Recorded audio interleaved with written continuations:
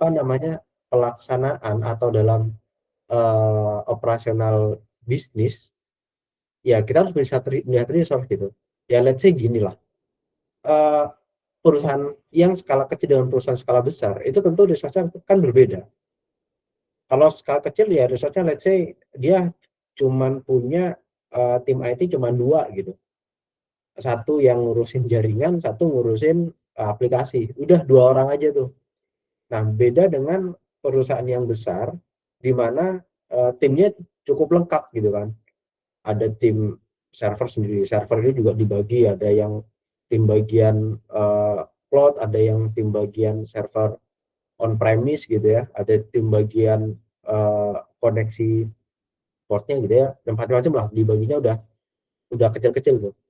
Nah, di situ, resource-nya karena cukup lengkap sehingga proses, yang dijalankan load-nya akhirnya jadi lebih ringan gitu dan prosesnya nah, sehingga ini juga, menjadi hal yang perlu dipertimbangkan ketika kita melakukan tata kelola. Maksudnya melakukan tata kelola gimana sih?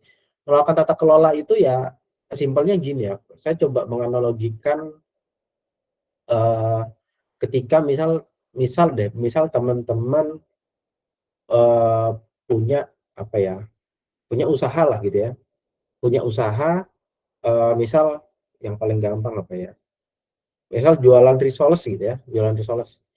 Nah, dalam jualan risoles itu apa sih yang dilakukan gitu ya, teman-teman bisnisnya kan antara bikin risoles itu sendiri, resell gitu ya, beli risoles yang udah jadi terus dijual lagi.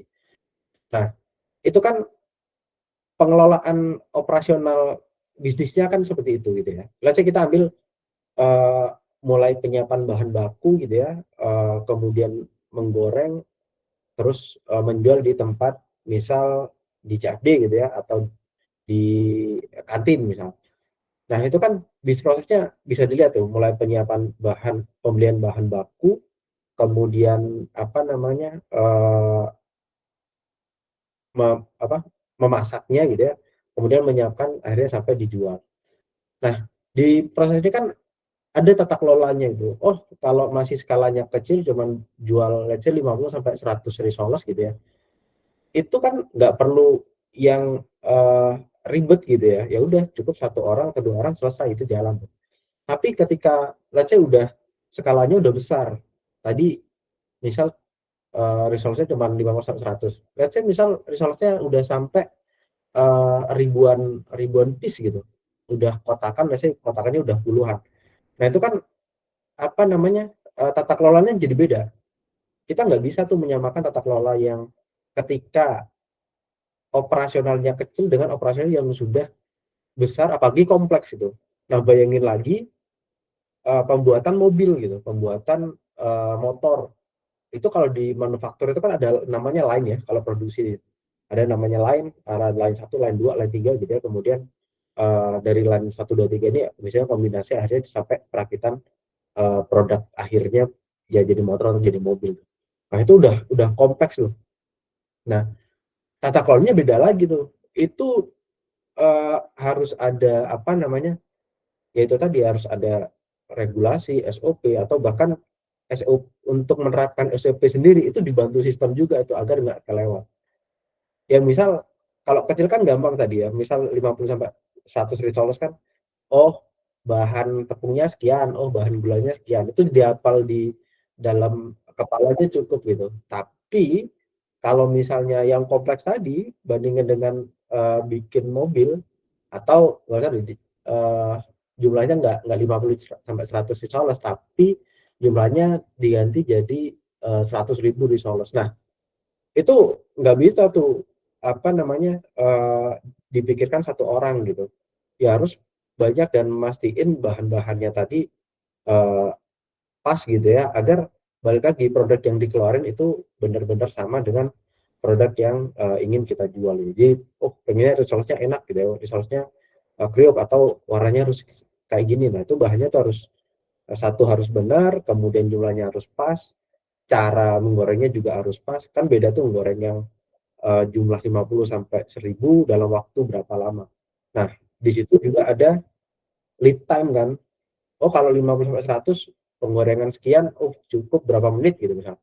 Oh ternyata kalau misalnya 100.000 dengan kan waktunya harus harus apa namanya waktunya harus dibatasi cuma sejam, nah berarti kan kita harus banyakin apa kompor sama ininya wajannya kan, dan minyak harus banyak karena permintaannya besar gitu dan kita nggak bisa ngurangin waktu. Nah itu apa namanya bayangin tata kelola di situ ya. Ini sebenarnya nggak sebatas governance itu kan sebenarnya nggak sebatas di IT gitu. Governance itu banyak aspek gitu ya.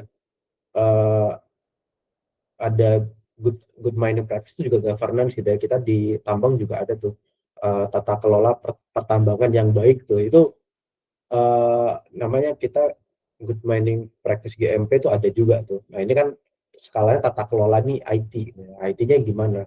Gimana IT itu balik lagi align dengan bisnis perusahaan gitu ya.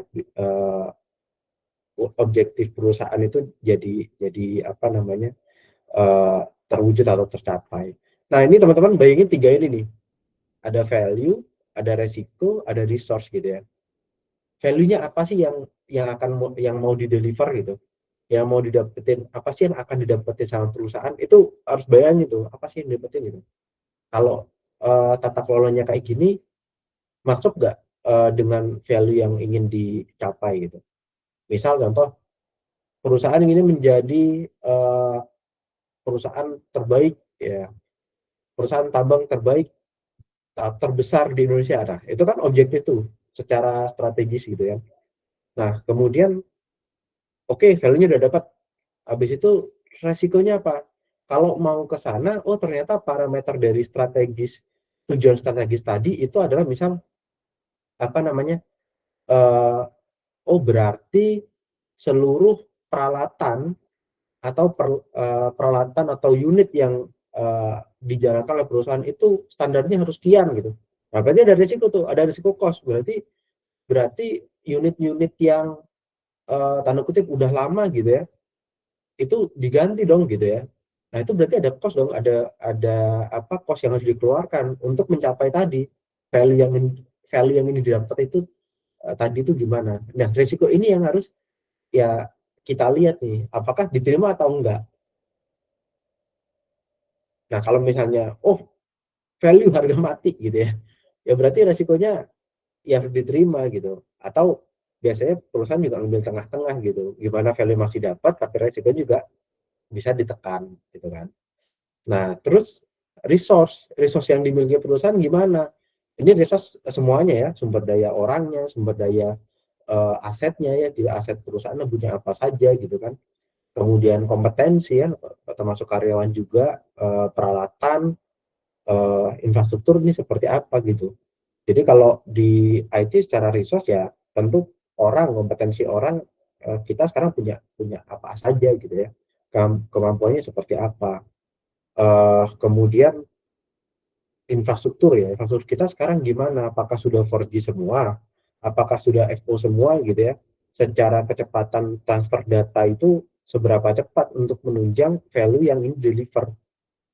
Nah ini tiga hal ini yang saya rasa sih apa namanya sangat sangat relate lah, setelah ini ya saya coba ceritakan apa namanya case-nya gitu.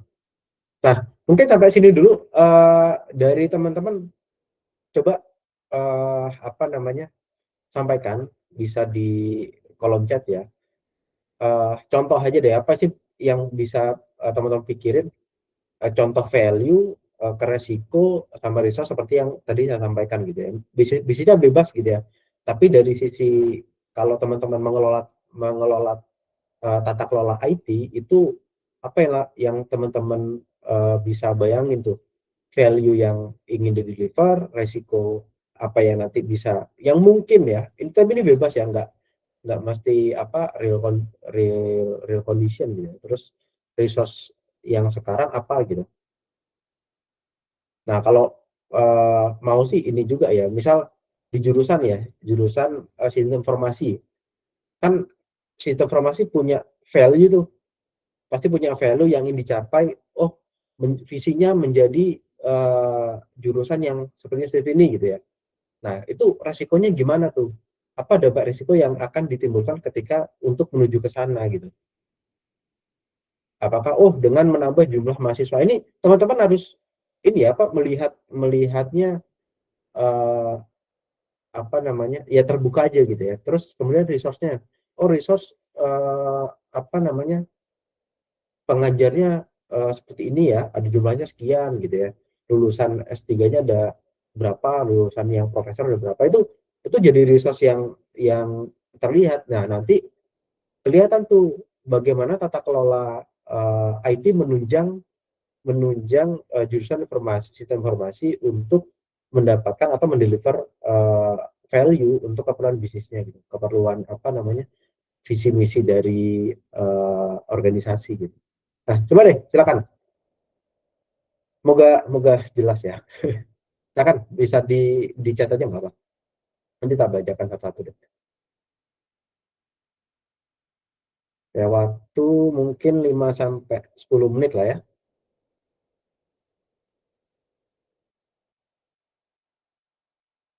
Kalau mau apa namanya?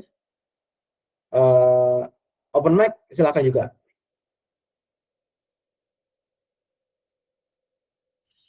Wah, seru ini. Kita memang ada 3 itu kalau mereka melihat, kalau diingat di perkuliahan itu, Pak.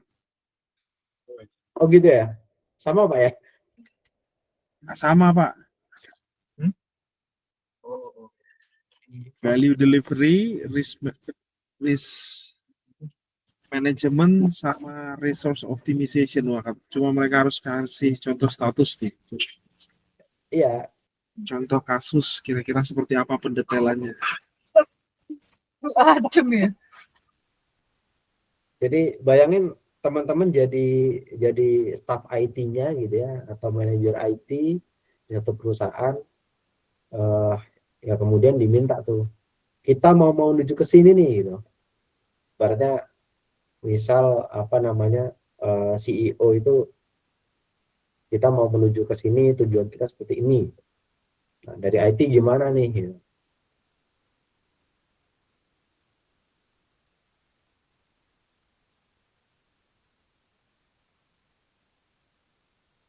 Silakan teman-teman bisa di chat atau saya sambil tes.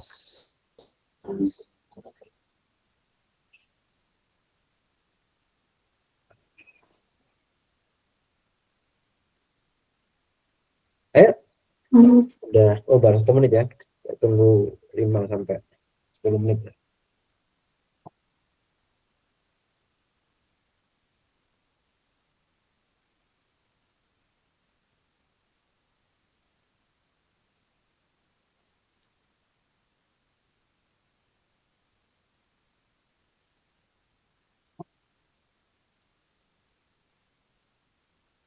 Tapi ini bagus bisa pas Pak ya. Ini saya bikinnya baru tadi sebenarnya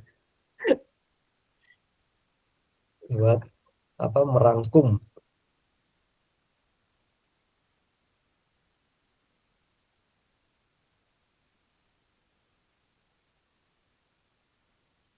Ayo, teman-teman, belum ada?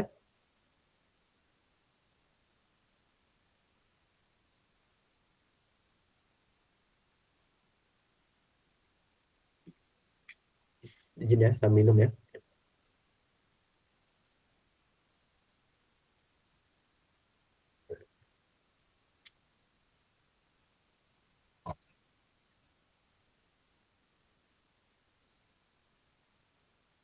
Yuk, bisa di chat atau bisa open mic. Nah, open Mungkin mic ini bisa ditunjuk aja, Pak. Nggak apa-apa. oke. Kalau ditunjuk, Pak Haji, ditunjuk aja, lihat namanya gitu, Pak. Sekarang kita lihat. Saya juga perlu tahu. Ya, oke. Mungkin dari yang uh, cowok dulu ya kali ya. Yang cowok dulu. Uh,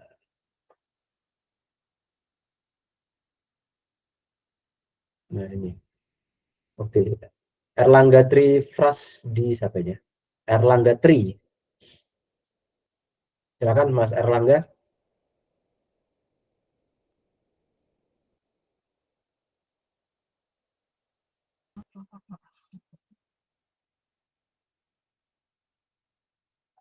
Erlangga Tri hadir.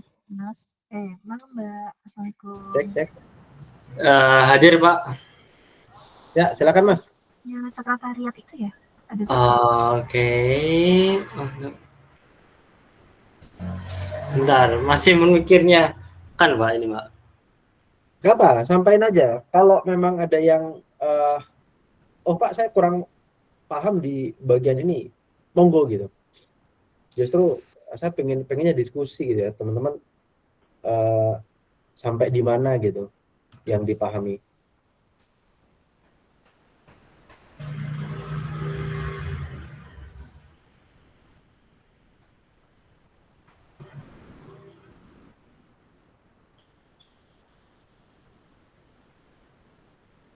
Mungkin saya mau tanya untuk pertama tuh kita itu perlu menentukan value-nya dulu gitu.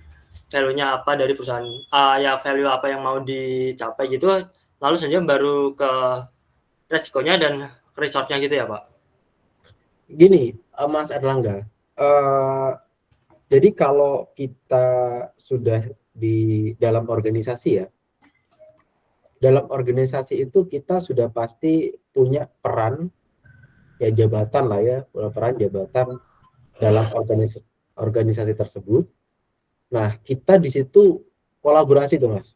Jadi ibarat kelompok gitu ya, satu kelompok yang punya tujuan gitu. Nah, tujuannya apa? Gitu. Nah, biasanya dalam perusahaan itu memang tujuan akan ditentukan oleh top manajemen. Nah, jadi bukan kita yang menemukan sebenarnya, tapi value itu sudah ada. Biasanya level strategik akan bahasanya cukup apa ya, cukup general ya, cukup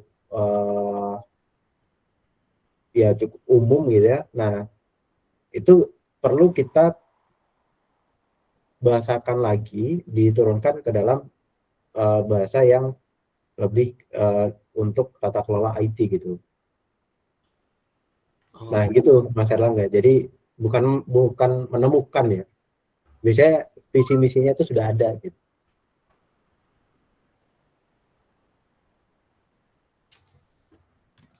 Atau Mas Langga tahu nggak visi misinya sistem informasi tujuannya? Yang apa ya? Yang visi misinya apa? Kemudian Mas Erlangga ini sebagai mahasiswa harus ngapain gitu deh. Biar relate gitu kan.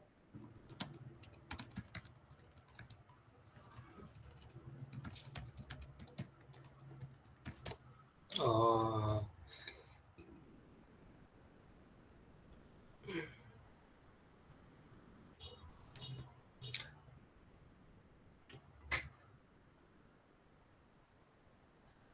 Kalau saya kan kalau dalam sistem informasi kan kita ntar ujungnya bagaimana seorang dari sistem informasi ini dapat menjelaskan dari teknologi itu ke yang lebih bisa dibahasakan ke bahasa orang yang belum masih awam dalam dunia teknologi gitu Pak, sistem informasi. Jadi sebagai jembatan antara TI kepada orang yang masih awam gitu Pak. Oke. Nah, itu kira-kira resikonya apa tuh, Mas?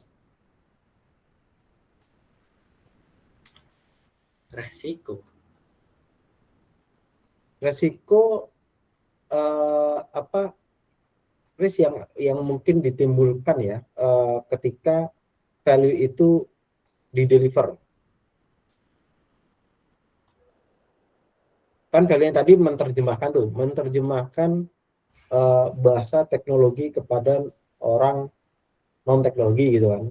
Value-nya jadi sehingga orang yang non teknologi, let's say ini dalam hal ini dalam organisasi misal dia manajemen gitu ya, mereka manajemen kan nggak ngerti IT itu.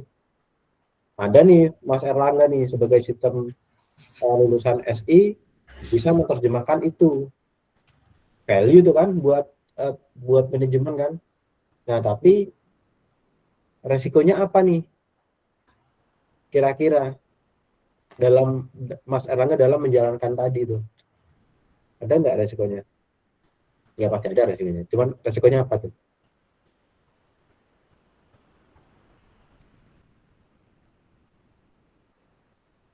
Resiko.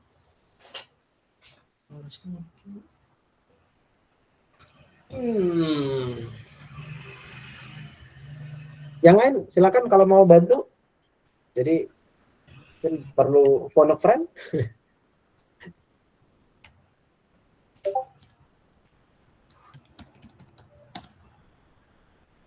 Jadi saya lebih senang diskusi sebenarnya daripada one direct ini ya. Satu komunikasi satu arah gitu.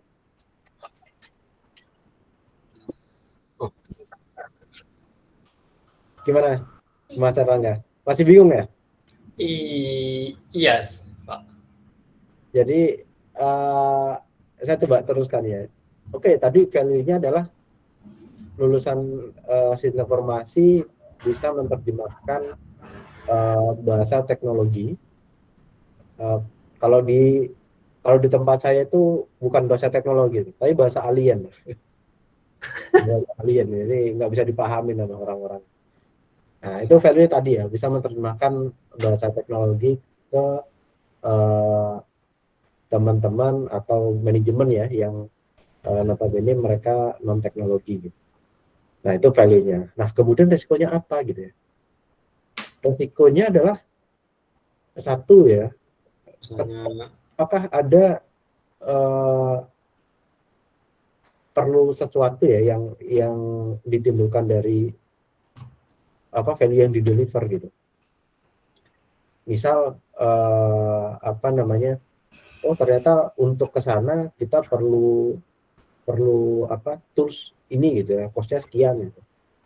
Kemudian oh Pak, kalau jelasin ke non teknologi itu perlu waktu Pak, nggak bisa sehari 2 hari Pak. Nah, ini yang kalau teman-teman ingat di pertemuan sebelumnya, saya kan sempat bilang adalah hal yang paling susah adalah mentransfer knowledge. Kenapa susah? Karena knowledge itu nggak bisa sekali dikasih tahu, terus nempel selamanya. Nggak bisa. Ya, teman-teman kuliah aja berapa kali pertemuan? 16 pertemuan tuh. saking knowledge itu apa ya? Susah tuh di apa namanya? Ditransfer gitu. Ya saya yakin, saya sih kenapa saya nggak jadi dosen tuh, saya membayangkan susahnya jadi dosen juga sih gitu ya. Gimana tuh mentransfer knowledge yang ya kita paham gitu ya, kita paham terkait informasinya, knowledge-nya, tapi kita ingin mentransfer knowledge itu ke mahasiswa gitu ya. Nah itu yang repot. Jadi hubungannya tadi sama waktu tuh, waktunya kira-kira gimana gitu. Terus resiko terhadap uh, behavior orangnya gitu. Nah, ini gimana resiko nanti kalau misalnya manajemen mintanya bakal lebih banyak gimana? Nah, ini kan resiko juga buat kira cost-nya akan jadi bengkak juga gitu. Nah, karena ada resiko tentu pasti ada apa? Ada resiko, ada yang tahu nggak? Ketika resiko muncul, berarti harus ada, jawab aja, nggak apa, daripada ditunjukkan.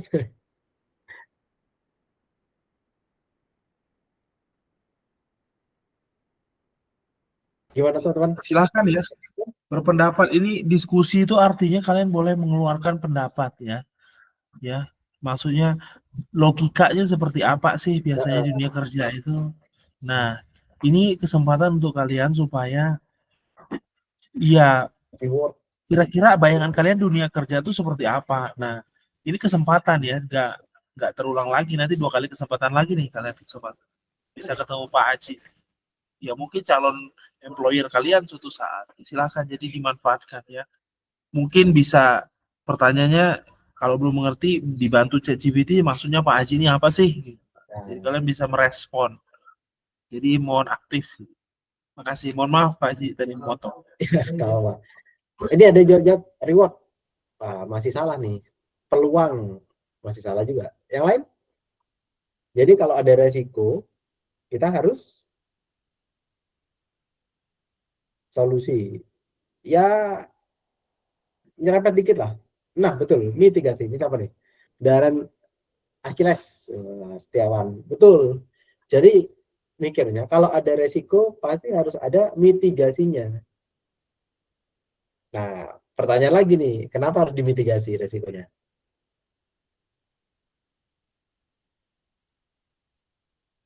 Ada resiko, ada mitigasi. Nah, pertanyaannya kenapa dimitigasi resikonya?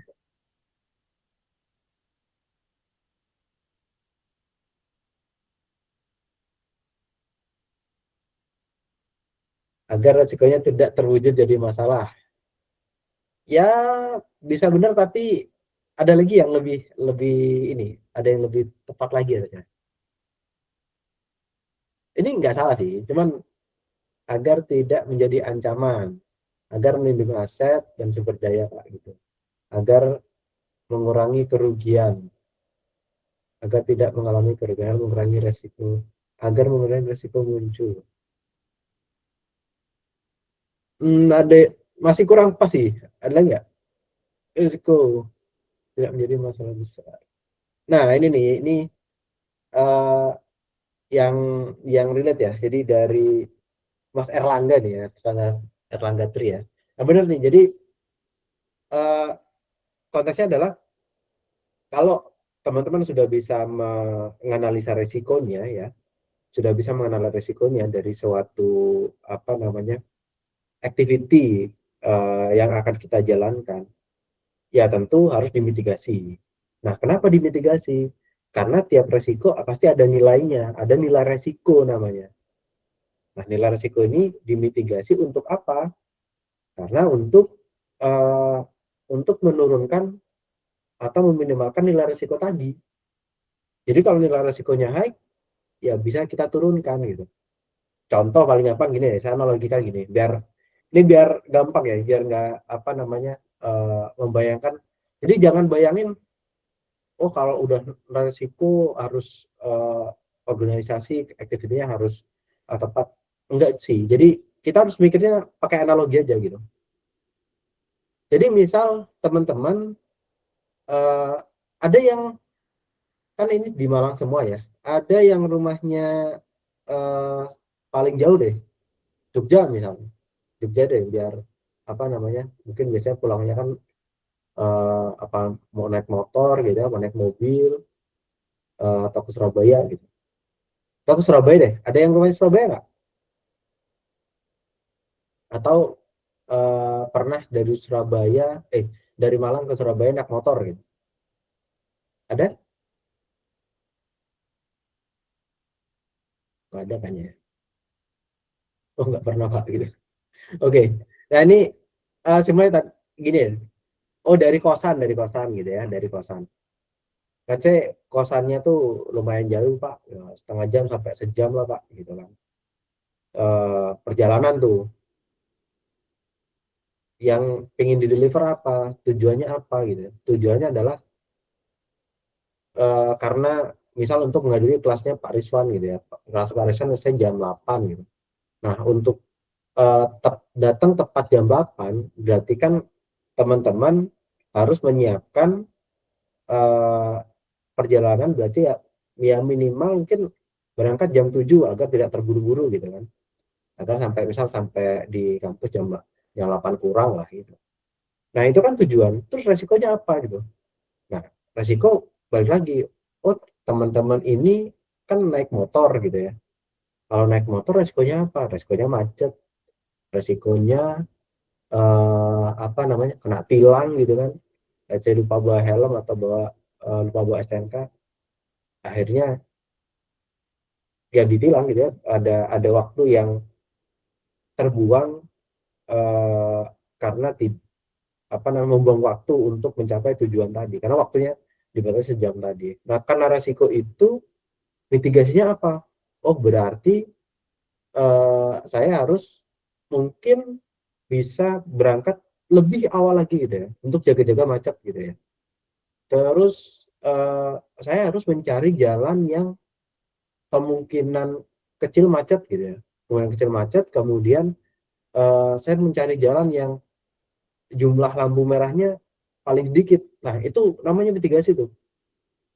Resikonya udah dapat, nah kita mitigasi agar resikonya turun atau hilang tadi, benar tuh, menghilangkan atau mengurangi resiko. Tapi biasanya kalau resiko itu susah untuk dihilangkan gitu. Biasanya bahasa paling tepat itu adalah meminimalisir resiko. Apa namanya, ya itu resiko. Ya tujuan tadi ya untuk mengurangi atau meminimalisir nilai resikonya. Nah, cara pikirnya gitu aja tuh, gampang. Ada resiko, kita bisa menganalisa resiko, dari resiko kita mitigasi, terus dari mitigasi itu bisa mengurangi nilainya gitu. Nah, salah satu apa namanya bentuk tadi ya, milih jalan yang paling cepat gitu ya, terus yang jarang macet, jumlah apa namanya lampu merahnya sedikit. Nah, itu bentuk bentuk pengendalian juga gitu, pengendalian resikonya di situ. Nah, gitu tuh. Jadi analoginya kayak gitu. Jadi nggak mikirnya nggak perlu yang ribet-ribet gitu, dibuat mudah aja gitu untuk mempelajari sesuatu. Nah, kemudian balik lagi ke ininya Mas Erlangga tadi ya. Oh, deliver tadi apa namanya menerjemahkan bahasa teknologi ke bahasa eh, apa bisnis gitu kan. Nah, kemudian resource-nya gimana? Nah, sekarang as a resource, Mas Erlangga sekarang punya apa gitu, kompetensinya apa saja, ya kan? Nah, apa yang bisa di push atau di stretch ya dari existing resource yang ada gitu, tanpa menambah resource baru. Karena di sini ya tata kelola itu ya resource existing itu yang perlu di apa namanya di squeeze atau di stretch lah ya. Ya kemudian uh, itu dioptimalkan. Nah, sehingga tata kelola ini jadinya muter gitu ya. Resikonya terkendali, resource-nya juga optimal, sehingga dampaknya adalah terhadap value gitu. Value-nya dapat terdeliver. Nah, kemudian nanti dievaluasi apakah uh, rencana awal dengan aktual yang dijalankan. Nah, saya gini, oh value tadi ya, Mas Erlangga tadi kan ingin menerjemahkan bahasa teknologi ke orang bisnis agar paham gitu. Nah, ini ada target tuh. Kalau dalam organisasi ya udah punya tujuan, ada target waktunya gitu kan. PIC-nya Mas Erlangga gitu kan. Nah, waktunya dalam setahun. Nah, nanti dievaluasi rencana setahun, aktual dalam setahun, kecapai nggak tuh gitu. Nah, kecapai enggak ini kan perlu dilihat tuh. Apakah resiko-resiko tadi sudah di mapping, jadi ada namanya risk mapping tuh. Di mapping resikonya, kemudian apa namanya dimitigasi hasil risk mappingnya, kemudian dikendalikan, terus kita optimalkan resource yang ada. Wah, ternyata dari value yang terdampak, oh, let's say gini, apa pemahamannya yang sebelumnya 20% gitu ya, sekarang meningkat 80% gitu. Nah, ini berarti ada perubahan. Meskipun rencana awal, tujuan awal itu adalah bisa mencapai 100% pemahamannya gitu. Nah, kayak gitu tuh teman-teman, apa namanya eh, tata kelola fokus utama ya, tata kelola IT seperti itu ya. Sebenarnya konsep ini enggak, ya itu tadi ya, menurut saya sih enggak sebatas di IT sebenarnya. Kita bisa menganalogikan pada aktivitas-aktivitas kita atau aktivitas teman-teman di kehidupan sehari-hari. Itu bisa dilakukan karena tata kelola itu ya udah bagaimana kita mengelola dengan baik gitu. Ya coba teman-teman let's say renungin lagi lah gitu ya, tujuan saya apa sih gitu ya, tujuan saya punya apa namanya kuliah di SI ini tujuannya ngapain gitu. menjadi saya ingin menjadi konsultan ya, nah itu konsultan gitu ya, atau saya ingin menjadi programmer gitu ya, atau menjadi tech lead, custom analis, ya bebas lah gitu ya, apapun itu. Nah, gimana untuk mencapai tujuan, kira-kira apa risiko atau dampak yang akan ditimbulkan pada kita gitu. Ibaratnya apa yang akan berubah ke kita gitu ya, yang berdampak pada waktu, kos atau yang lain. Ini sebenarnya bisa banyak gitu ya. Ya hanya contoh aja yang biasanya muncul. Nah, mungkin satu lagi teman-teman, kalau ada contoh ya, value, risk ya, resource, silakan. Selain Mas Erlangga tadi sudah.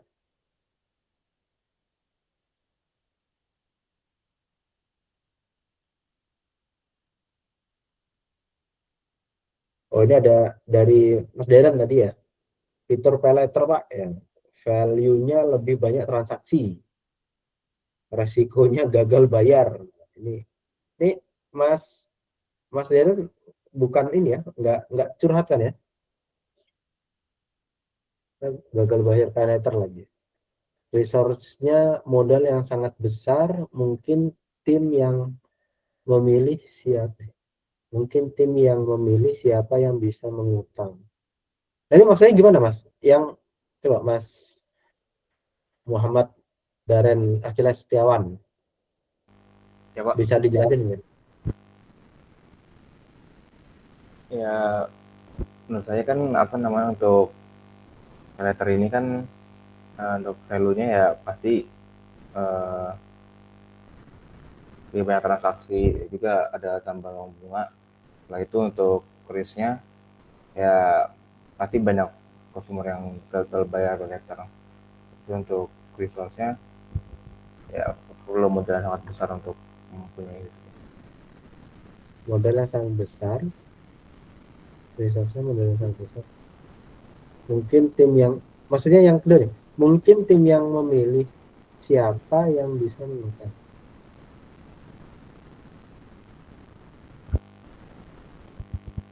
Oh, ini maksudnya kayaknya lebih ke mitigasinya ya, Mas Daren ya? Iya Pak. Oh, berarti resource-nya apa dong? Biasanya ya yang pasti kan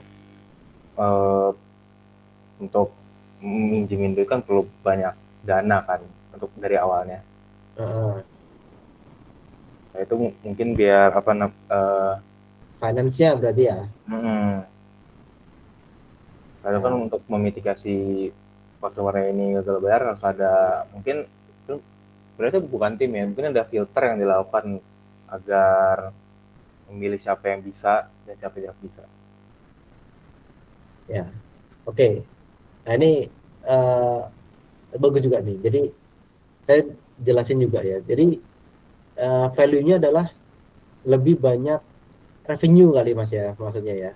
Iya, Tidak transaksi ya. Karena gini, kalau value itu selalu yang harus teman-teman pahami adalah value itu selalu memberikan manfaat dan bernilai positif. Itu value. Nah, lebih banyak transaksi ini masih tengah-tengah nih, kurang naik lagi sebenarnya. Karena kalau transaksi utang ya sama aja Mas. Tidak menambah revenue gitu. Tapi ya saya paham lah, ini berarti kan value-nya adalah menambah revenue sekian juta dolar misalnya gitu ya. Sekian juta untuk organisasi. Kemudian tapi ini ada resiko gagal bayar Pak, gitu kan. Misal Mas Deren ini as a product timnya Traveloka misal, itu ada pay later tuh Mas ya. Iya.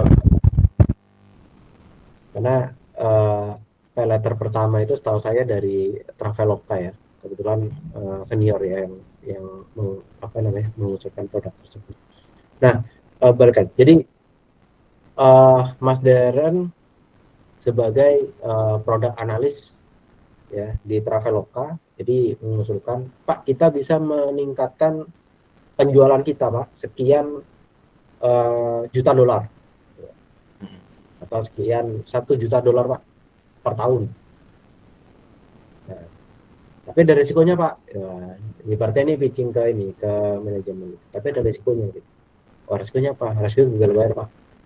Sekian orang kalau kita punya modal sekian, gitu ya, let's say kita cukup modalin 250.000 dolar Pak, tapi kita dapat 1 juta dolar per tahun. Nah, cuman yang bikin dapat ketika gagal bayar Pak, gitu ya. Kalau gagal bayar, kita kehilangan 200.000 dolar Pak, gitu kan. Nah, di sini Mas Daren harus melihat risk mapping, menganalisa risiko gitu. Resikonya apa nih dari sini tuh? Oh, udah ketahuan resikonya gagal bayar. Nah, tapi kira-kira mitigasinya perlu apa gitu ya? Udah di mapping tuh. Di mapping mitigasinya ini gitu ya. Mitigasinya ada 10 Pak gitu ya yang bisa kita lakukan, tapi yang visible untuk kita jalankan paling cepat itu ada 3. Nah, itu harus bisa mikir kayak gitu tuh, Mas Daren. Ada 3 karena resource yang kita punya sekarang cukup ini, dan ya kita mungkin nggak bisa menjamin gagal bayar itu nggak terjadi Pak gitu ya, tapi kita bisa mengurangi potensi gagal bayar pada pada customer itu sekian. Let's say yang sebelumnya kelihatannya potensi gagal bayar 200.000 dolar. Nah, dengan mitigasinya Mas Daren ini, solusinya Mas Daren ini gitu ya, itu jadi cuman rugi 10.000 dolar. Nah, itu udah pasti diambil itu, gitu kan. Jadi wah ini project bagus nih gitu ya, tata kelolanya bagus. Nah itu seperti itu Mas Daren ininya. Bagaimana kita melihat value, resiko, sama resource itu untuk meningkatkan tata kelola IT gitu. Itu teman-teman. Ada yang masih kurang jelas ya? Ini aku sambil nyontain biar analoginya biar nyambung gitu. Nah kan kalau ada yang ditanyain, Pak ada yang kurang jelas di sini gitu ya. Karena setelah ini mungkin saya cuma cerita aja nih dari case-case gitu.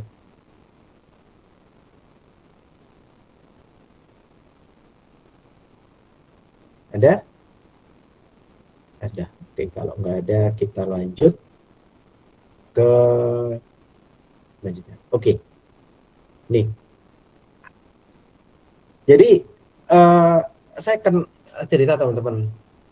Selama saya bekerja dari 2018 itu bukan pekerjaan sistem analis yang let's say kalau teman-teman bayangkan atau teman-teman tahu ya, misal itu kan cuman ini aja Mas, cuman menerjemahkan kebutuhan bisnis menjadi kebutuhan sistem gitu.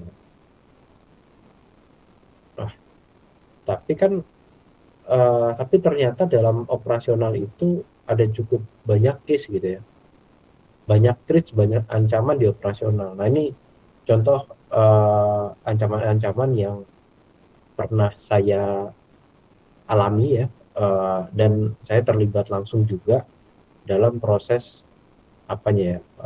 mitigasinya gitu. Resikonya ada, mitigasi sudah dilakukan, tapi ya itu tadi resiko itu sangat hampir tidak mungkin dihilangkan gitu, tapi bisa diturunkan. Cuman tidak bisa menjamin 100% bahwa resiko itu tidak terjadi. Nah ini dari 2018 hingga 2023 terakhir itu beberapa case ya dimulai terkait. Jadi kita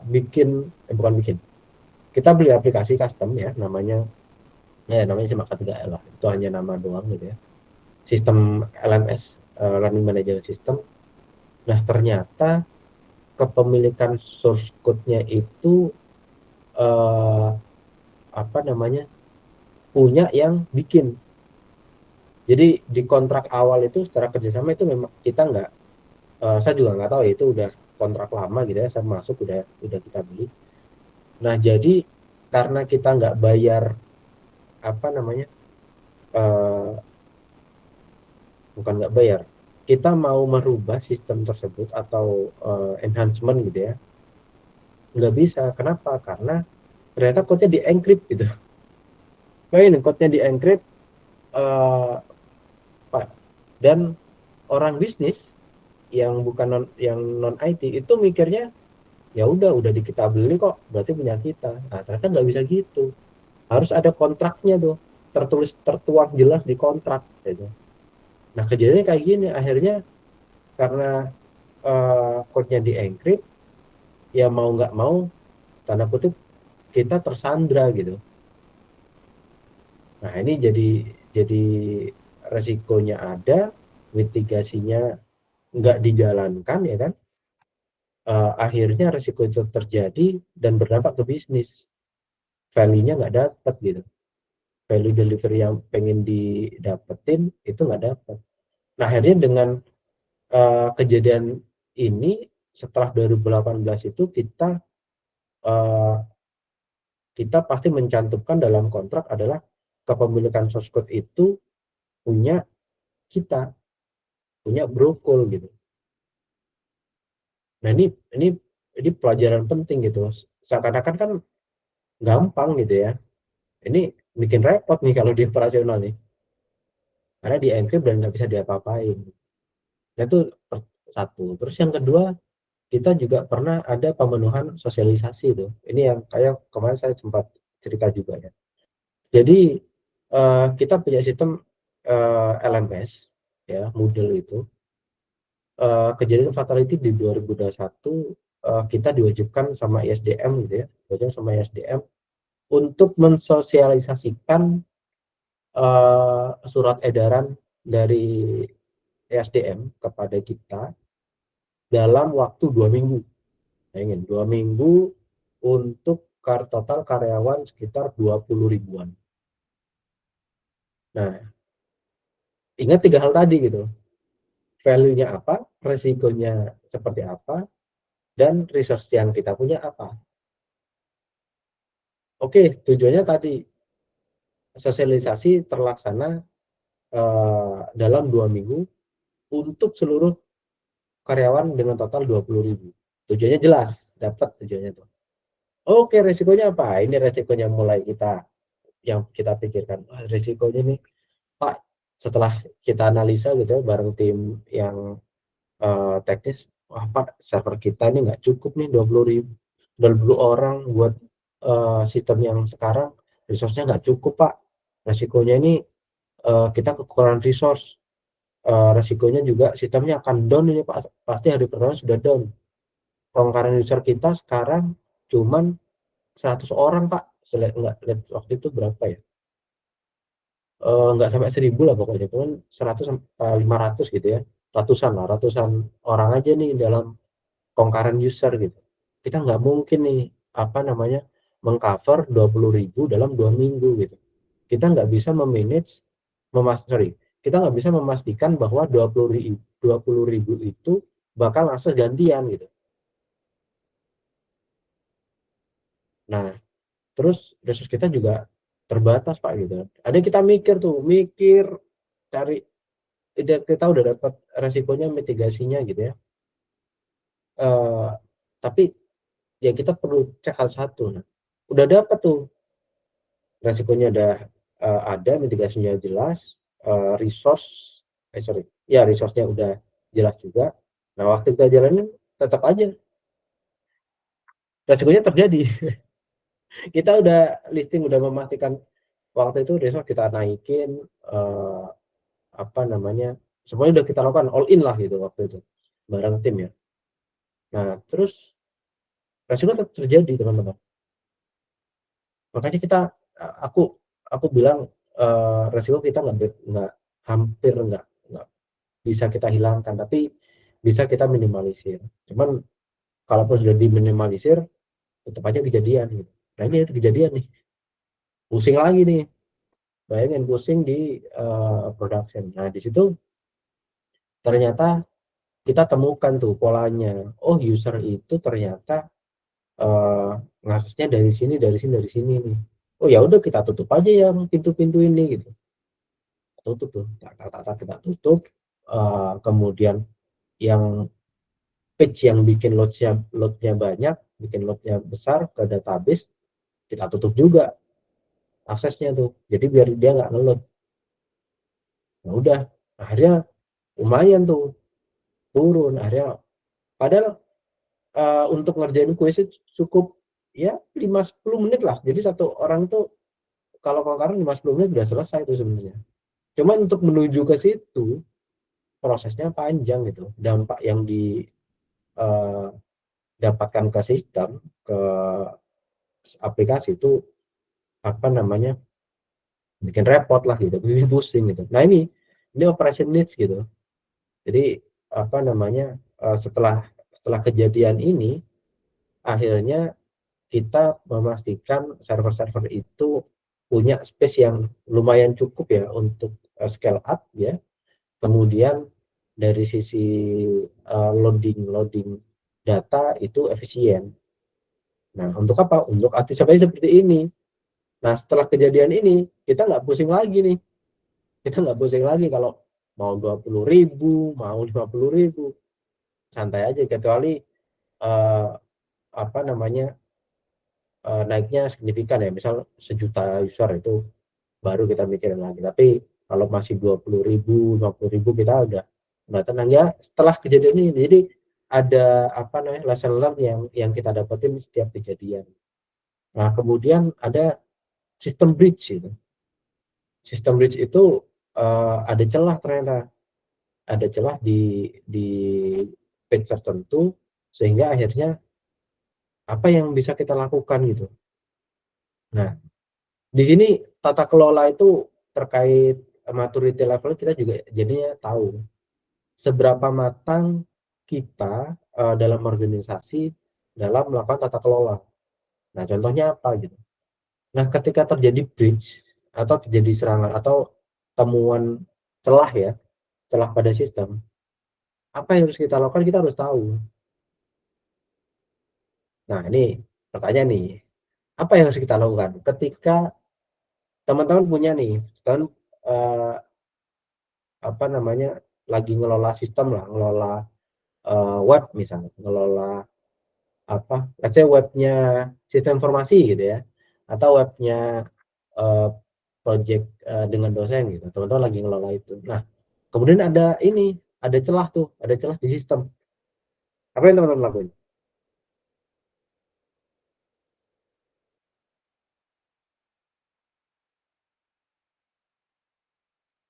Itu kan kejadian luar biasa gitu.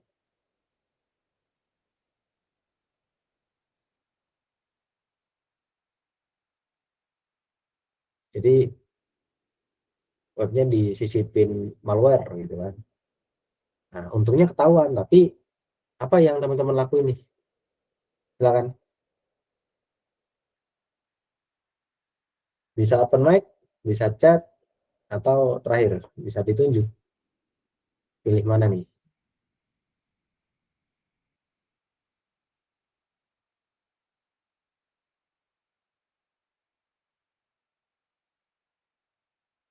Silakan.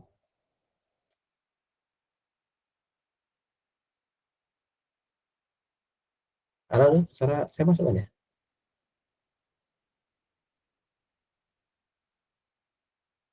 Cek cek.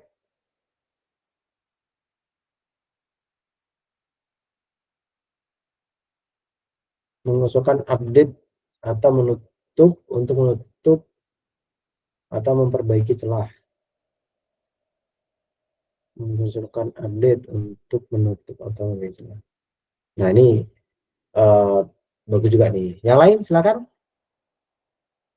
Nah, direct aja dari tadi, dari 130 ya, 130 orang.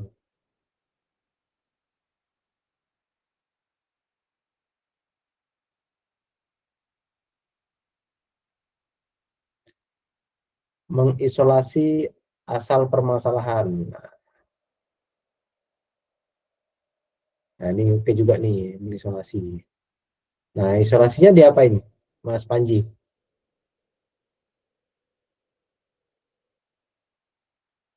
Kan udah diajarin ini ya, pemrograman web gitu ya, jaringan komputer udah di ini ya, udah dapet lah ya. Semester 5 itu harusnya udah dapet. Dicari asal malware. Enggak nih, yang mengisolasi asal permasalahan nih. Mengisolasinya nih ngapain nih? In technical gitu.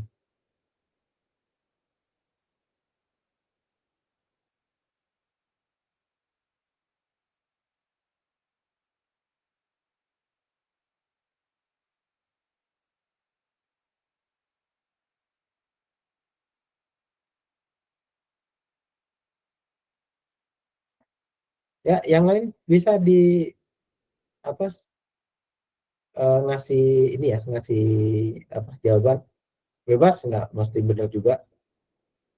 Yang penting teman-teman dapat cara berpikirnya gitu.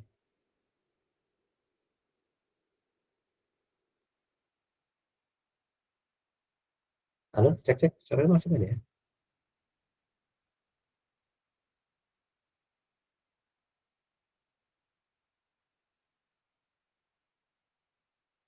Halo, halo? Oh, silakan, Mas Deren. Oke, mungkin yang di arti dari mengisolasi itu, jadi Hmm. kalau pemanasannya tuh, jadi untuk webnya itu diputus koneksi dulu, ibaratnya Oke. apa ya, tutup lah dari pengguna yang lain, habis Ya. itu aplikasinya dikarantina. Nah, pas di Oke. aplikasi itu kita nyari tuh dalam ini masalah di mana gitu. Mungkin sebenarnya apa ya, kayak eh, masuk ke dalam update. Jadi diisolasi habis itu baru diupdate biar untuk ngilangin malware-nya itu. Oke, betul. Tapi saya minta satu langkah lagi. Udah kan tadi ditutup, ya kan? Terus diperbaiki malware-nya, ya kan? Nah, satu langkah lagi nih, terakhir. Diapain?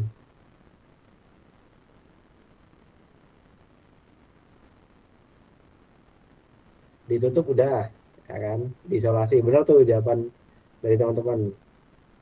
Memeriksa komponen terinfeksi, ya benar. Backup data. Nah, backup data ini harusnya operasional. Testing, ya benar. Nah, benar nih, memperbarui proteksi. Jadi, apa namanya, kalau sudah ada celah, celahnya ditutup dulu, ya kan? Kemudian yang sudah masuk dibersihin, ya kan? Apa namanya, dihapus atau diapain lah, dibersihin. Kemudian eh, bagusnya restore, bukan backup datanya, tapi restore data atau restore sistem, untuk memastikan sistem itu biasanya kan kalau dalam struktur server kita mungkin kita nggak pernah tahu tuh itu terinfeksi di mana gitu. Nah, cara paling aman adalah merestore sistem terakhir untuk memastikan tidak ada karena kita nggak tahu tuh di mana terinfeksinya itu sudah menyebar kemana saja gitu.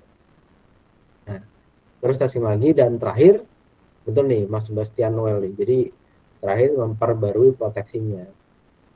Jadi satpamnya ditambah. Kalau sudah yang sebelumnya 2 satpam masih celahnya masih muncul, nah kalau udah diperbaiki udah bersihin, ya satpamnya ditambah. Jangan 2 lagi. Tambah 2 lagi lah. Jadi 4 lah, jadi 6. Gitu. Oke, sip. Bagus sih, teman-teman. Nah, terus di case di 2005 terkait failure access DMS ya. Ini juga sama kurang lebih. Jadi karena maintenance-nya apa namanya harus tetap jalan ya. Biasanya dengan vendor itu, jadi kondisinya ini adalah mitra kerja kita atau vendor kita itu ya ada masalah internal lah gitu ya. masalah internal ya berakibat pada sistem yang udah dikembangin gitu. Nah, itu operasional kita yang dikorbankan. Nah, ini kita harus memastikan.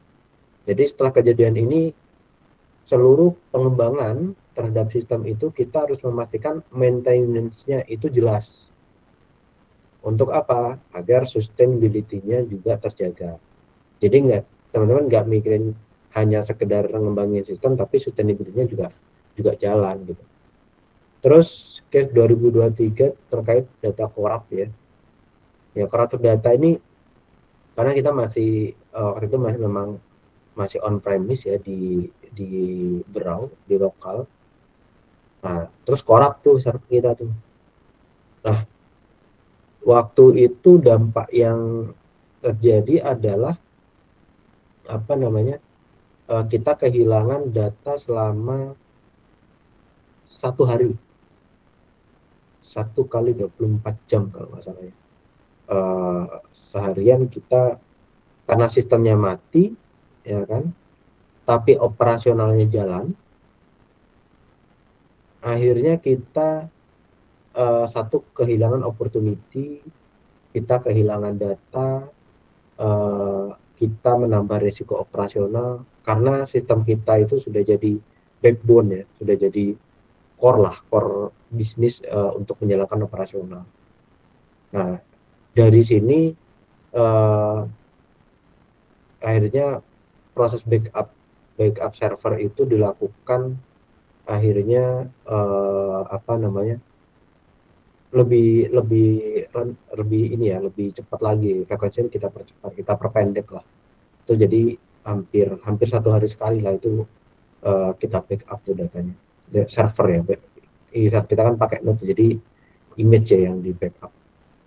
Nah, kemudian kita peninjauan data loss ya, Google Workspace ini juga ya ada kejadian gitu ya, ada di hapus. Nah, dari sini akhirnya kita memikirkan gitu, tim teknologi kita memikirkan bagaimana kita harus satu ya mengidentifikasi ya potensi resikonya, kita mengakses identifikasi resikonya, kemudian kita mendefinisikan terkait mitigasi atau kontrol metodenya gimana, dan terakhir kita monitor perubahannya, ada perubahan atau enggak gitu. Jadi kalau kita urutkan ya ada 3 hal gitu ya, partner risk assessment-nya, system risk assessment, dan mitigasi disaster recovery plan-nya. Jadi resikonya wajib kita assess gitu. Jadi semua risiko itu wajib kita assess, kemudian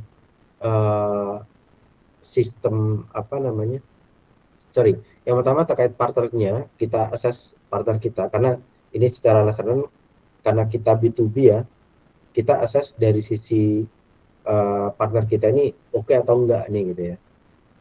Terus kemudian dari sisi sistemnya sendiri ini kita assess juga, sistemnya ini oke atau enggak nih, reliable atau enggak gitu.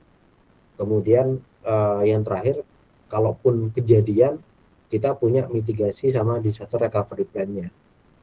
Amit-amit lah, kita udah assess partner kita udah assess sistem kita, dan masih jebol juga gitu. Nah, terakhir ya kita harus punya mitigasi atau disaster recovery plan, atau kejadian recovery plan ketika kejadian luar biasa.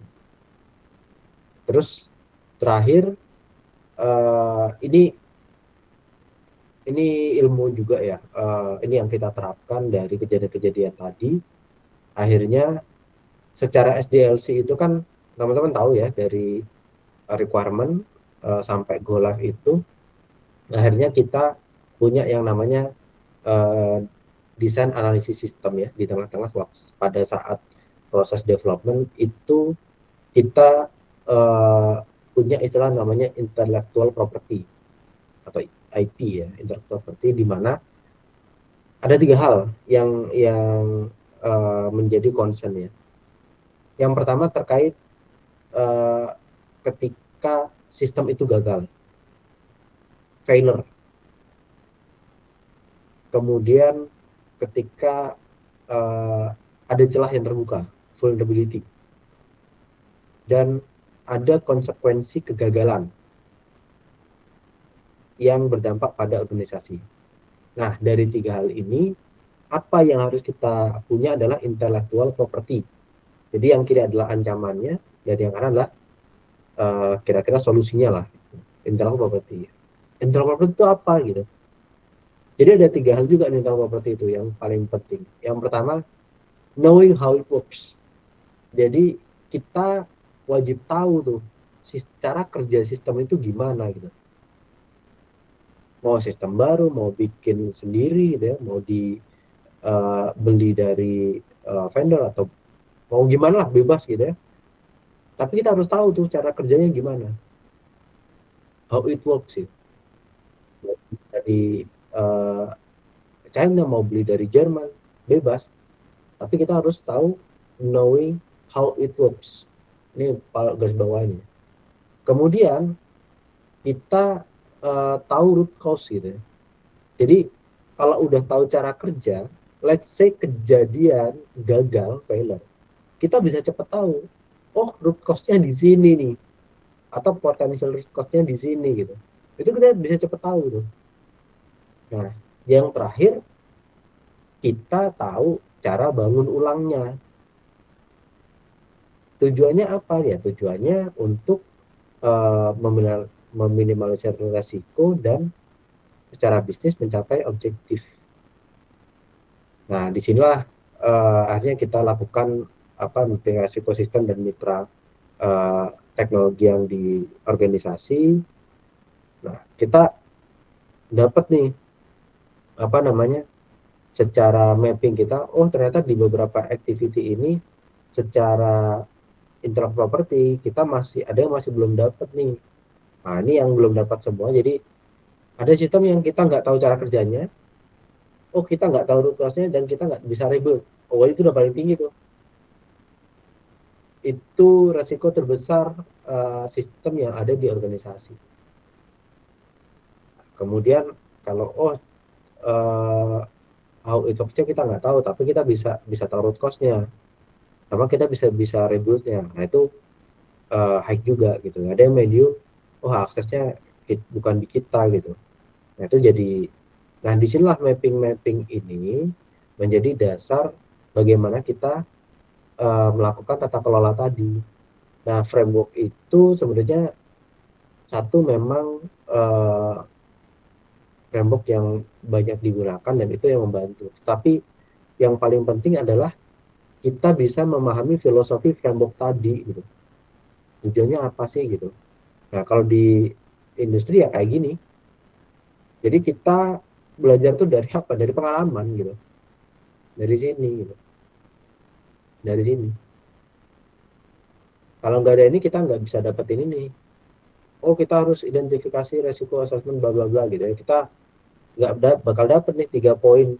Oh kita harus assess partner kita harus assess sistem kita harus dapetin. Nah ini nggak bakal muncul gitu. Nah sampai kita dapetin intellectual property ya gara-gara tadi gitu.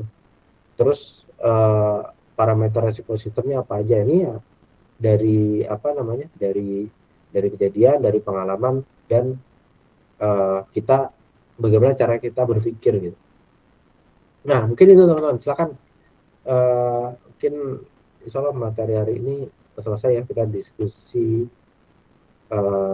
lagi di 8 Oktober.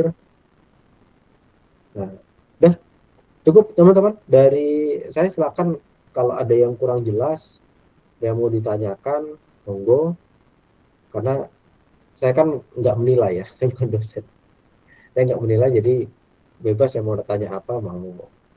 Mas ini kalau Pak kalau kayak gini gimana gitu, saya punya pertanyaan ya tuh silakan, insya Allah saya jawab semampu saya. Bapak saya belum kebayang yang ini, saya belum punya ini, silakan teman-teman.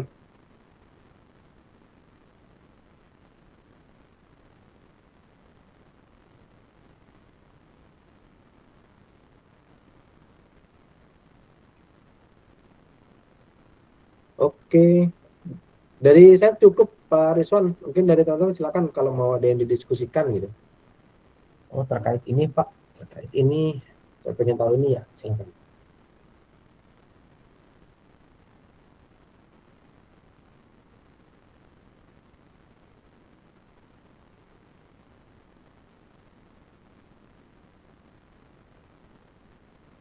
Halo, cek.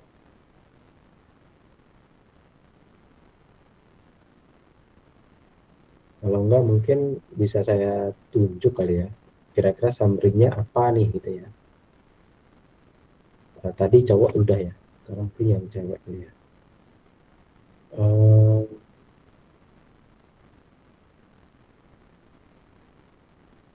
Nah, ini mungkin Diandra, mungkin Mbak Diandra Aurelia Agatha nih. Silakan Mbak Diandra.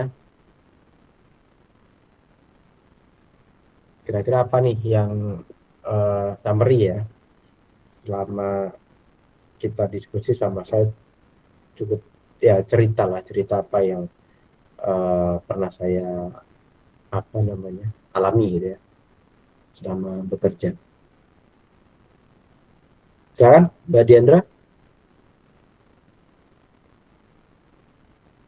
Cek suara saya masuk kan ya?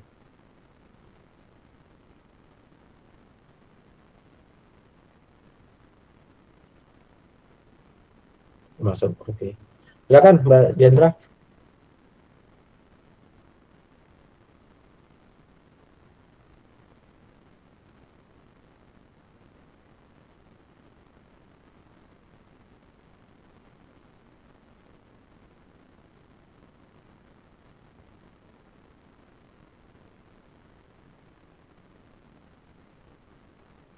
Halo.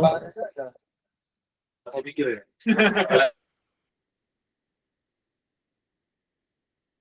Gimana Mbak Diandra? Kira-kira apa yang bisa didapatkan lah untuk sesi yang kedua ini?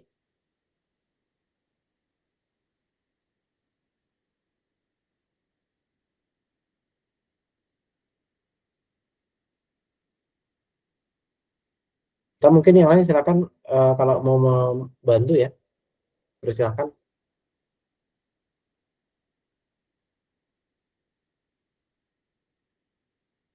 Bisa langsung open mic atau mau raise hand.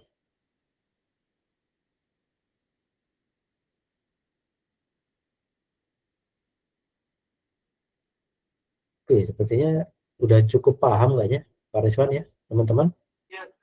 Iya Pak. Kalau nggak ada pertanyaan lagi. Ini nggak ngantuk kan ya atau ngantuk ya? Nggak boleh ngantuk Pak. Khawatir diam-diam ini khawatir.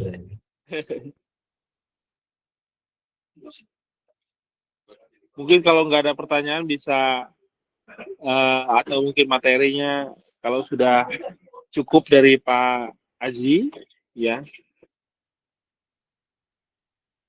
Ya dari saya cukup Pak.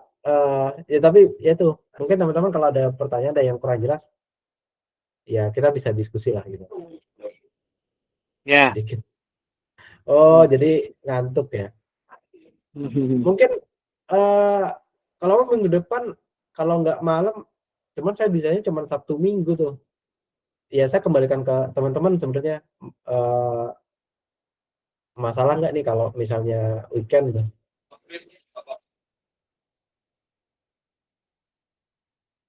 Oh ini ada pertanyaan nih, Alfata Zaki Alfafi ya.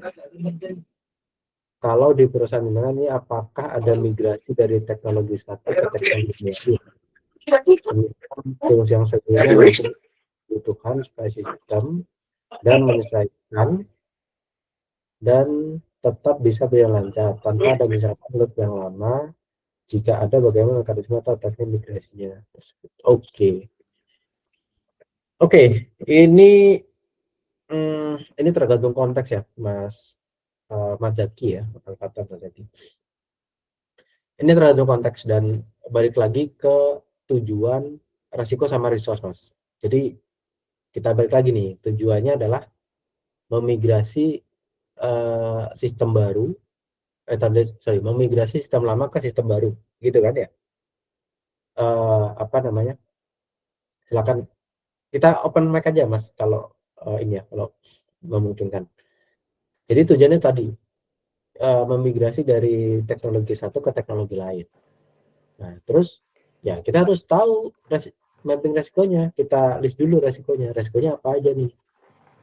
Nah, dari resiko ini pasti ada alternatif atau mitigasi yang punya resiko paling rendah, atau bukan paling rendah, resiko yang paling bisa diterima oleh organisasi. Itu dulu. Ini sebelum ke mekanisme teknisnya ya. Nah, kemudian kita lihat resource-nya seperti apa nih untuk melakukan resiko yang sudah ditoleransi tadi. Nah, resource kita seperti apa untuk mencapai value tadi. Nah, kalau sudah, ya udah kita jalankan mekanismenya itu berdasarkan resource yang ada. Itu Mas Zaki. Jawab nggak kira-kira? Atau ada yang kurang ini informasinya? Kurang banyak? Mungkin kalau dari saya maksudnya itu kalau misalkan ada teknologi yang mungkin sebelumnya itu sudah cukup untuk menangani beberapa klien atau kebutuhan seperti itu. Nah, kalau misalkan nanti kebutuhan atau klien atau mungkin kita itu sewaktu-waktu butuh resource yang lebih mampu untuk menangani sistem tersebut, yang dimana sistem itu harus mampu menangani yang mungkin banyak atau kompleks seperti itu, mungkin migrasi teknologi atau mungkin ya semacam migrasi teknologinya lah seperti itu. Itu bagaimana ya? Kalau selain dari perbincangan tentang resiko IT ini. Ya, itu tadi Mas Zaki. Jadi balik lagi ke value yang mau didapat. Ya, yang pernah saya dapat sih gini. Kita ya itu tadi, kita terkait yang LMS tadi ya. Jadi sebelum kita pakai LMS itu yang pakai Moodle, itu kita develop custom lah, sistem LMS custom gitu ya.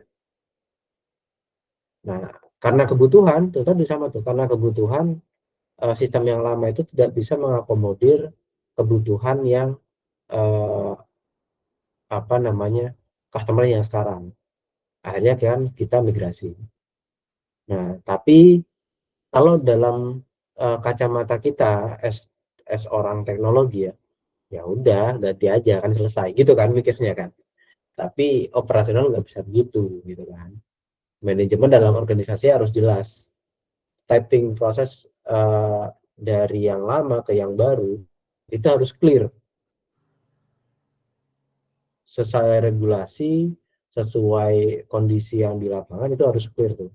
Mengenai gimana. Karena kalau kita nggak state seperti itu, khawatirnya adalah di lapangan ternyata dua-duanya digunakan gitu. Ya kan. Nah, terus gimana teknikalnya gitu? Ya teknikalnya adalah waktu itu karena yang resmi itu masih terkait dulu namanya SIMAK K3L gitu ya. SIMAK K3L itu akhirnya itu mau nggak mau kita hidupkan, tapi lalu kita kill. Kita gantikan dengan sintesis gitu ya, dengan nama baru LMS 2.2.0 gitu. Ya udah kita ganti baru, kita satu pastikan integrasi prosesnya ada, datanya kita termigrasi, terus memenuhi atau men-solving pain point yang sebelumnya ada di sistem yang lama. Itu kita pastikan itu dulu gitu. Terus kita lakukan development dulu ya sebelum kita benar-benar changes atau transisi proses. Ya udah itu kita lakukan. Nah, kurang lebih seperti itu, Mas Zaki. Jadi yang terpenting adalah satu memang integrasi proses sama datanya itu yang kita jaga tuh. Baik, Gitu. Pak, sudah menjawab. Terima kasih. Siap, terima kasih. Oh, terus sama dari Karan Naitan Nizam. Bertanya mengenai aspek tata kelola IT, apa yang harus diidentifikasi terlebih dahulu dari 3 aspek tersebut? Dan mengenai aspek resource, apakah diidentifikasi setelah atau sebelum resiko ditemukan? Oke. Oke. Ini menarik juga sih. Yang mana dulu ya, gitu ya? Value dulu, resiko dulu, apa resource dulu, gitu ya? Umumnya sih Mas, yang saya tahu itu biasanya dari value. Ketika ada value yang berubah, ada value yang ingin dicapai, itu akhirnya nanti yang akan ya ada yang berdampak ya, kita harus tahu resikonya apa, resource sekarang seperti apa untuk mengubah untuk mencapai value yang ingin dituju tadi. Biasanya seperti itu. Tetapi saya juga mikir sih, kalau logika bisa jadi resikonya dulu yang muncul, baru akhirnya value-nya yang dirubah. Nah, tapi kalau yang dari resource, saya nggak dapat logikanya sih. Nggak tahu saya kalau yang resource itu gimana ya.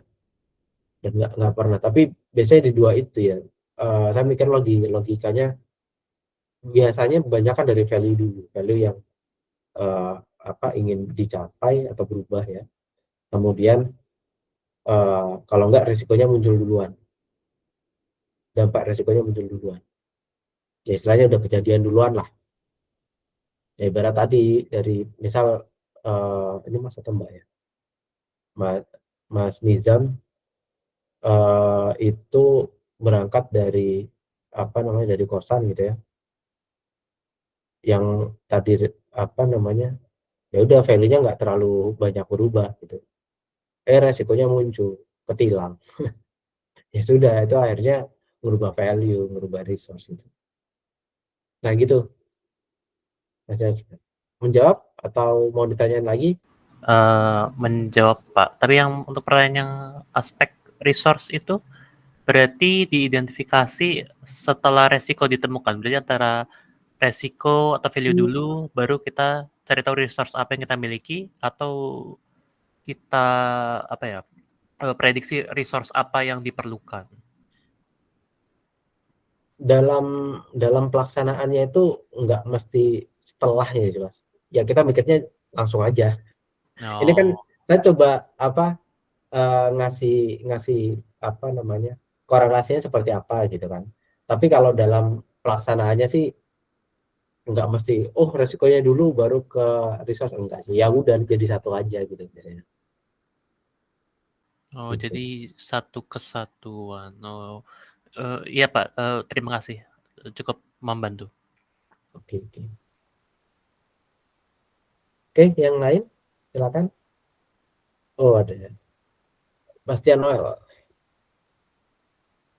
Apa sebaiknya dilakukan jika sudah terlanjur secara kontrak source code dipegang oleh vendor? Nah ini balik lagi Mas, pada resikonya apa dan mana yang paling bisa diterima. Ibaratnya kalau memang itu ada cost damage yang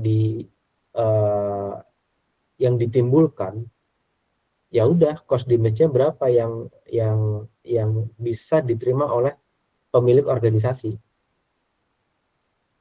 Contoh misalnya,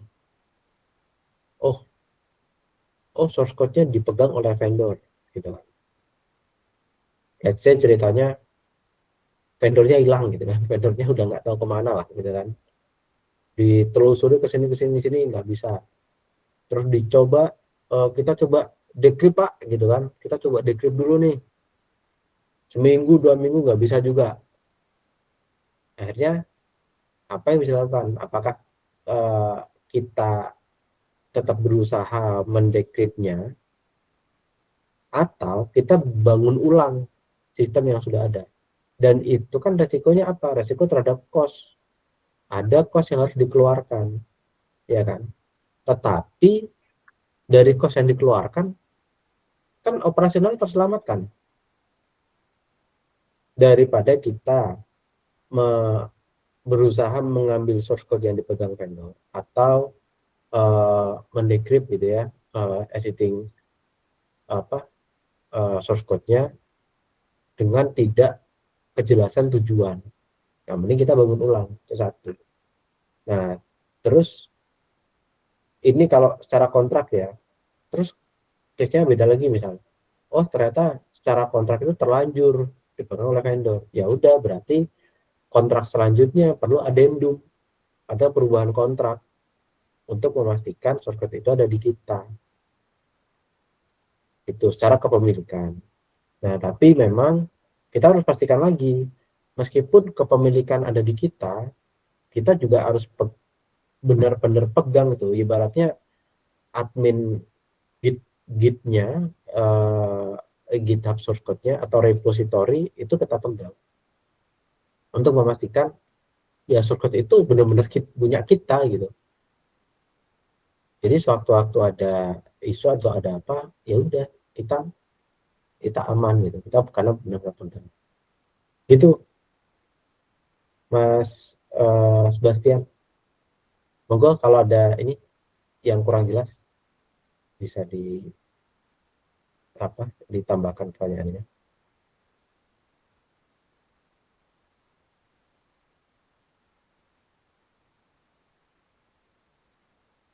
Oke, sama-sama. Oke, teman-teman. Ada lagi? Saya kembalikan ke Pak Rizwan atau ke teman-teman lah ya. Silakan kalau ada. Oh, ada lagi nih, satu lagi nih. Bagaimana cara menyeimbangkan antara value yang ingin dicapai perusahaan dengan risk yang mungkin muncul dalam tata kelola IT, dan apa indikator utama yang menunjukkan tata kelola IT dalam sebuah indikator utama menunjukkan tata kelola sebuah perusahaan itu. Dan oke. Oke, yang pertama gimana ya nyimbangin antara value yang ingin dicapai perusahaan dengan risk yang muncul dalam tata kelola. Oke. Tujuan perusahaan itu pasti banyak latar belakangnya, Mas Rajibin Putra Ilman ya. Banyak latar belakang yang melatar belakangi kenapa value itu berubah atau ada value yang ingin dicapai. Satu, biasanya kebijakan pemerintah atau regulasi. Jadi kami perusahaan tambang itu bukan sangat, wajib patuh ya. Wajib patuh pada regulasi pemerintah. Oh, ternyata ada regulasi baru terkait misal, oh semua pekerja tambang itu atau karyawan yang bekerja di area operasional pertambangan wajib memiliki SIM C misalnya, contoh. Ya, memiliki SIM C. Nah, ya udah mau nggak mau kan harus dijalani kan gitu ya. Atau nggak gini deh, yang terkait teknologi aja kali ya. Kita ada namanya sistem dari Kementerian Lingkungan Hidup, itu kita diwajibkan memasang apa namanya sparring sih, cuman ini cuman gambaran aja. Intinya memonitor nilai pH, nilai TSS, dan nilai debit pada sedimen pond atau dalam WMP ya, water WMP itu jadi ada air bekas air hujan yang ketampung di tambang kita kan open pit ya. Kemudian air itu dipompa ke atas, kemudian ditreatment gitu ya. Nah, itu ada namanya WMP. Nah, WMP ini ternyata ada regulasi harus dimonitor 3 hal tadi tuh. Dimonitor pH, TSS, sama debit. Nah, di situ kebijakannya apa? Kebijakannya wajib dikirim secara online tiap per 2 menit ke servernya KLHK. Nah, itu wajib tuh, Mas. Itu wajib dan kita nggak boleh enggak. Wajib dikirim karena kalau misalnya tidak terkirim ataupun ada apa namanya anomali gitu ya, bukan anomali, ketidaksesuaian lah ya. Jadi ada standar pH yang harus kita penuhi. Oh, pH-nya harus sekian gitu ya, sebelum dikembalikan ke sungai. Itu kalau pH-nya naik ya, terlalu asam atau asam ke bawah ya, terlalu asam atau terlalu basah, itu nanti akan mengirim surat, akan disurati oleh Kementerian Lingkungan Hidup gitu. Dan dampaknya adalah resikonya kalau kita tidak memenuhi regulasi itu, operasional kita tutup, gitu. Operasional kita dihentikan. Nah, akhirnya kan yang kita nggak bisa nolak gitu, karena kalau kita tolak kerugiannya lebih besar gitu daripada kos yang dikeluarkan. Nah, terus nyimbangnya gimana gitu? Sebenarnya nggak ada yang benar-benar seimbang, Mas Rajibin, di apa di lapangan gitu ya, di industri.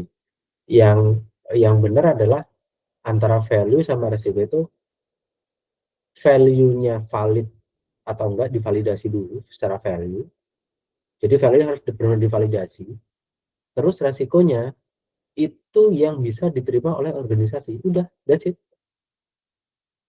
Jadi nggak ada yang benar-benar seimbang, oh value-nya dikurangin, itu enggak. Ya kalau kayak tadi, apa yang dikurangin? Orang jadi kewajiban perusahaan kok, kalau nggak dilaksanain, uh, operasional kita berhenti, di stop gitu sama pemerintah, izinnya dicabut. Ya kan repot kan? Nah, akhirnya resikonya yang kita terima gitu.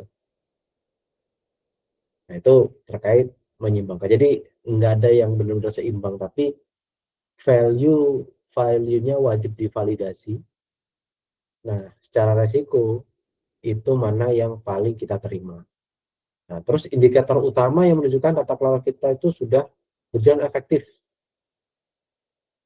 Nah, ini sepemahamanku, Mas ya, bukan berjalan efektif, tapi mungkin maksudnya secara level maturity-nya itu masih selaras dengan objektif bisnis. Itu garis bawahnya di situ setahu. Karena kalau tata kelola berjalan efektif itu apa ya? Ya, kalau berjalannya, kalau level maturity-nya 1 ya efektif juga sih itu, Mas. Tapi ibaratnya kan apa namanya, nggak ada apa ya? Nggak ada apa namanya? Nggak ada yang dilakukan secara baik gitu, yang disiapkan enggak. Jadi nilainya 1 ya semua efektif efektif sih. Nah, jadi itu tadi lebih ke betul ke bukan objektifnya, Mas, tapi ini bahasanya kalau di kita itu kan lebih ke ada lagging indikator dan leading indikator, ya kan? Lagging indikator itu ibarat ya objektifnya apa, nah untuk mencapai objektif tadi leading indikatornya apa. Nah, misal tadi kan apa namanya objektifnya adalah kita memenuhi regulasi dari Kementerian Lingkungan Hidup, akhirnya tata kelola kita itu yang sebenarnya nilainya misal dalam aspek tadi ya pemenuhan regulasi itu nilainya 2, ya kan? Karena harus memenuhi itu, akhirnya kita kan harus berarti secara nilai maturity harusnya ketiga. Ya udah, kita perlu setelah di assess dulu ya, ternyata nilainya 2 dan ini harus ketiga. Ya udah, itu yang harus kita lakukan gitu. Dan indikatornya itu tadi, indikator dari nilai maturity-nya gitu. Hasil assessment, nilai maturity-nya berapa pada aspek-aspek yang ingin dituju. Gitu, Mas Rajibin. Ada yang kurang jelas? Silakan tanyakan lagi.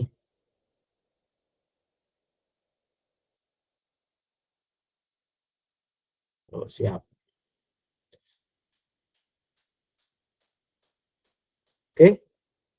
Ada lagi teman-teman? Nah, ini bagus nih, ada pertanyaan-pertanyaan case nih. Jadi bisa membayangkan lah ya kondisi antara teori yang dipelajari dengan apa namanya di lapangan kira-kira seperti apa gitu.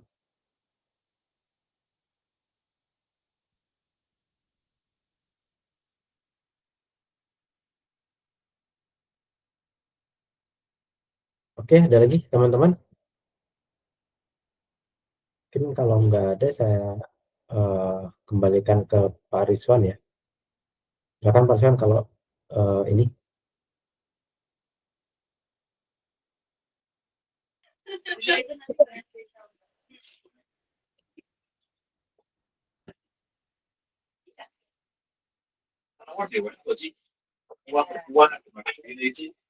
Masih ada pertanyaan? Silakan teman-teman, ada pertanyaan? Mungkin ini sekitar 12-13 menit lagi lah. Kalau selesai jam 10 ya.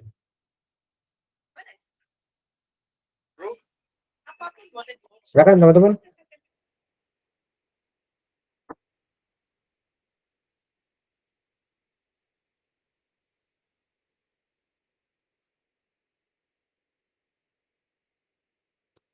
Kalau open mic silakan.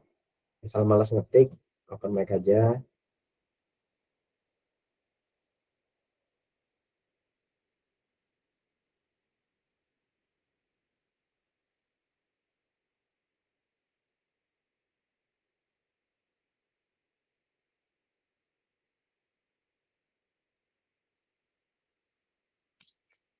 Lagi, silakan teman-teman.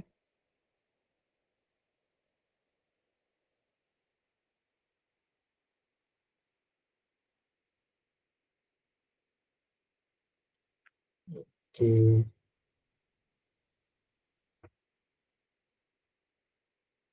Kayaknya udah paham juga sama Pak ini Pak. Udah paham, udah ngantuk ya. Mantap. Mungkin nanti gini Pak Rizwan, kalau misalnya minggu depan Ya. Sabtu Minggu saya kembalikan ke teman-teman ya. Jadi mungkin kalau Sabtu Minggu saya bisa sore sih mungkin ya. Sore atau siang. Sore aja. Ya. Nanti ngantuk lagi sih. Ya mungkin dari Pak Haji nanti ngasih tahu jamnya Pak ya. Info yang Pak. Jam berapa nanti saya kasih vote ke mahasiswa.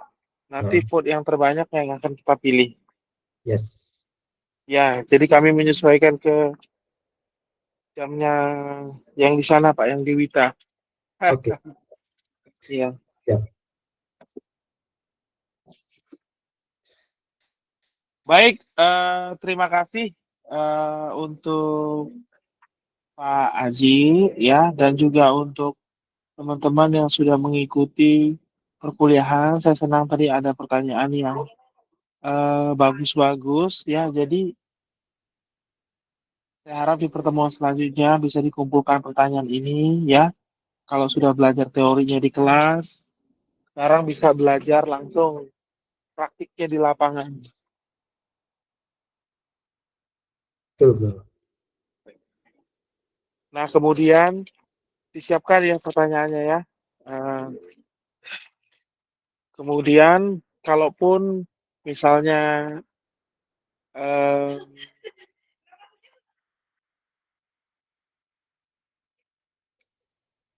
terkait dengan jadwal, ada mungkin yang nggak bisa mengikuti ya. Kalau minggu mungkin ada yang beribadah atau apapun, Itu juga, Pak.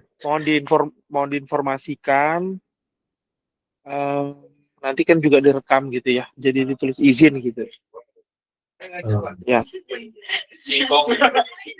Kalau gitu sampai di sini dulu Pak Haji ya. Selamat istirahat. Terima kasih Pak. Sampai ketemu minggu depan. Kami tunggu jadwalnya ya Pak ya. Siap. Baik. Saya segera infokan Pak Rizwan. Terima kasih teman-teman. Semoga bermanfaat ya. Bermanfaat Pak. Luar biasa. Ya.